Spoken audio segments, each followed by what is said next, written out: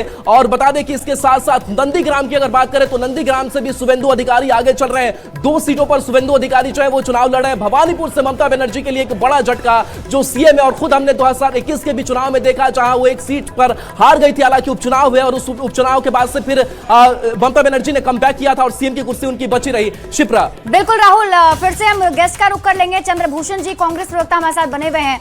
हाँ चंद्रभूषण जी, पहले आप अपनी चलिए मैं आपके पास वापस लौटूंगी, लेकिन उससे पहले एक बड़े चेहरे की तस्वीर दिखा देते हैं जिसकी बात अभी राहुल भी कर रहे थे। देखिए ये जो भवानीपुर विधानसभा की सीट है ना, काफी हॉट सीट है, क्योंकि यहाँ से ममता बनर्जी जो कि टीएमसी की प्रमुख है, पश्चिम बंगाल की मुख्यमंत्री है, वो यहाँ से चुनाव लड़ रही है और इनके ठीक सामने है शुभेंदु अधिकारी, बीजेपी के सबसे बड़े चेहरे पश्चिम बंगाल में। पश्चिम बंगाल बीजेपी का एक बड़ा चेहरा आप कहेंगे, जिसमें दोनों आमने सामने हैं। और सबसे बड़ा उलटफेर यहाँ पर यह है कि शुभेंदु अधिकारी आगे चल रहे हैं।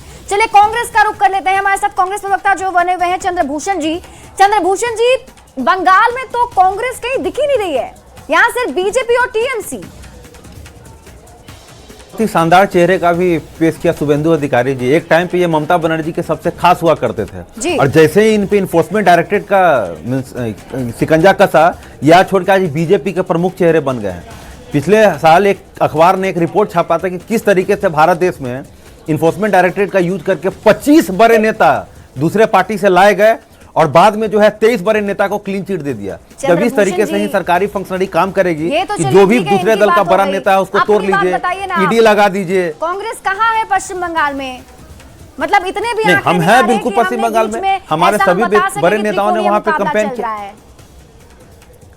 देखिए अभी तो बहुत ही शुरुआती रुझान है। अभी तो जस्ट पोस्टल बैलेट स्कूल हैं, वो भी किनके जो कि मोस्टली गवर्नमेंट एम्प्लॉय होते हैं। धीरे धीरे नतीजे आगे आने दीजिए, आप देखिए कि वहां पे क्या होता है। लेकिन मैं ये बात एक बात पूरे कंफर्मेशन के साथ कह देना चाहता हूं कि Bharatiya Janata Party, enforcement directorate, election commission, इन तमाम मशीनरी का यूज करके इलेक्शन राहुल आनंद, बीजेपी प्रवक्ता राहुल आनंद मेरे साथ जुड़े हुए हैं। बीजेपी प्रवक्ता राहुल आनंद जी, पश्चिम बंगाल के आंकड़े को देखकर क्या सोच रहे हैं आप? ओ माफ कीजिएगा, मयंक मौली जी बीजेपी से हमारे साथ जुड़े हुए हैं। पश्चिम बंगाल ने जी पश्चिम बंगाल ने बिल्कुल ये क्लियर कर दिया है कि दीदी की विदाई हो रही है और दीदी जा रही हैं।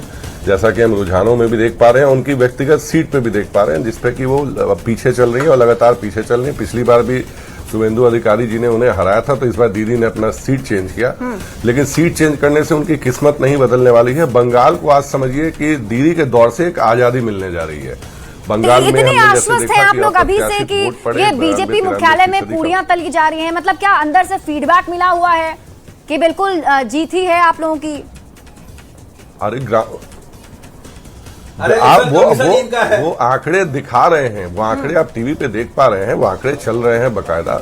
और हमारे कांग्रेस के साथी जो हैं बार बार ठीकरा जो इलेक्शन कमीशन पे फोड़ रहे हैं, तो जहां ये जीतते हैं वहां पे इनको कौन जिताता है? अच्छा। वहां इलेक्शन कमीशन ठीक हो जाता है, वहां ईवीएम ठीक हो जाती है, और जहां ये हार रहे होते हैं वहां पे इनकी परिणति का जो है वो जिम्मेदार पता नहीं। बहुत लंबा वक्त है मयंक जी। देखिए मैं सबसे बड़ा जी आरजू जी,